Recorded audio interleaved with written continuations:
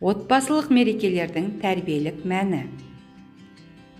Ассалаумағалейкум жиылған топ.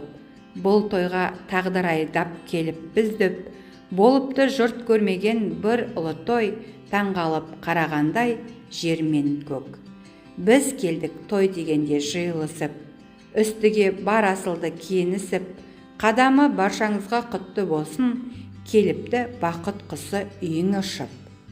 Белгілі бұл қазаққа тілдің желі, той екен жұрт жиналған мерекелі.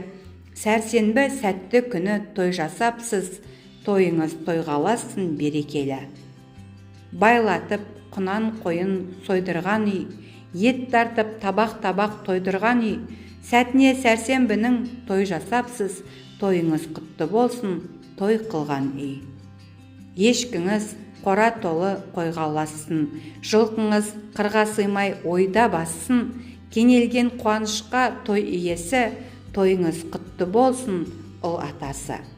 Жатқанда тойлап елдің кәрі жасы, жаңғырар әнге таудың қиятасы. Екеу боп бір балаңыз шаттаныпсыз, тойыңыз құтты болсын, қыз анасы.